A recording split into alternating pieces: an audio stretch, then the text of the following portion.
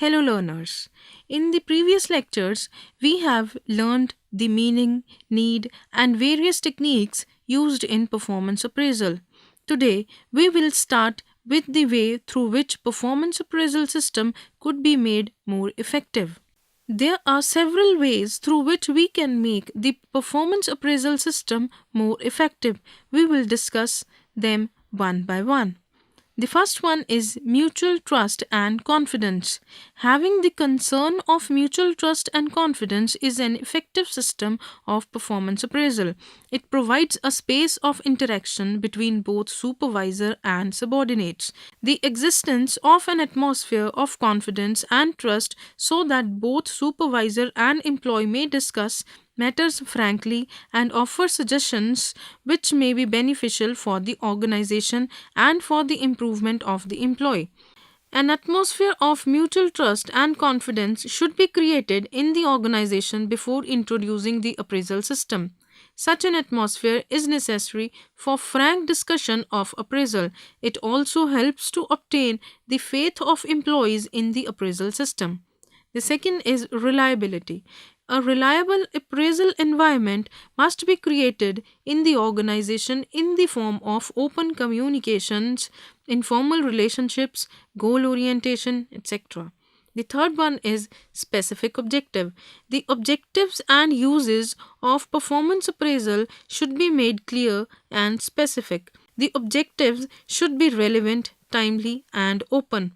The supervisor must very thoroughly evaluate the employee's performance so that he is capable of meeting challenges about his ratings of his subordinates. The next is performance standardization. The procedure, processes, appraisal forms, techniques, and ratings must be standardized for taking appraisal decisions. This will ensure uniformity and corrective measures in the organization. Performance standards define the amount of work, effort, or employee tasks necessary to reach a predetermined level of performance. For example, if you have a sales representative whose work is evaluated by the number of sales made each quarter, you could establish a performance standard based on the sales revenue she generates. The standards for exceeding your company's expectations for sales reps could equal 50 sales per month, 30 sales for meeting expectations, and 10 sales per month for performance that falls below expectations. The next is constructing job descriptions and job specification. Accurate, thorough job descriptions and job specifications are an essential component of an effective performance appraisal. The more specifically supervisors can describe the jobs performed by the staff, the more specifically they can tailor their review writing to the level that individual employees have mastered them. The next is implementing rewards and recognition. Most employees want to know what the rewards are for different levels of performance. Look at your company's compensation structure and select the type of reward you believe are equitable for each level of performance. If you reward low performing employees at all, they will receive a minimum increase or bonus in exchange for the work performed during the appraisal period. High performers are generally rewarded with a salary increase and perhaps a bonus. This motivates employees to continue providing top performance and bestows rewards and recognition due for excellent performance, aptitude, and initiative. The next is communication. Communication is a critical element of your company's performance management system and the performance appraisal specifically. During new hire orientation, take time to explain to new employees how their performance will be evaluated. It's important to explain the system and the appraisal process.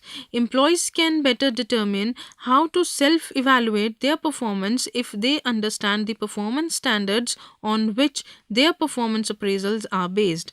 Importantly, your supervisors and managers must be trained to administer a performance appraisal that is not dreaded by the manager and the employee. Many employees approach the performance appraisal meeting with such trepidation that the ordeal becomes the least liked part of working. Don't let that happen. Keep your entire staff informed about your company's expectations and how they can exceed those expectations. The next is job relatedness. The evaluators should focus attention on job related behavior and performance of employees. The result of performance rather than personality traits should be given due weightage. Suggestions for improvement should be directed towards the objective facts of the job, such as work schedules, output, report completed, sales made, losses incurred, profits earned, etc. The next is feedback and participation. Arrangements should be made to communicate the ratings to both the employees and the raters. The employees should actively participate in managing performance and in the ongoing process of evaluation. The supervisor should play the role of coach and counselor. The overall purpose of appraisal should be developmental rather than judgmental. The last one is individual differences. For designing the perfect appraisal system of an organization, individual differences in organizations should be recognized. Organizations differ in terms of size, nature, needs, and environment. Therefore, the appraisal system should be tailor made for the particular organization. The needs of rates in terms of feedback, mobility, confidence, and openness should also be considered. These must be considered while designing the appraisal system. The technique to be approached for appraisal must be on the basis of factors such as size, philosophy, financial resources, and objectives of the resource. To conclude, it can be stated that for an effective performance appraisal systems, the raters should be required to justify their ratings.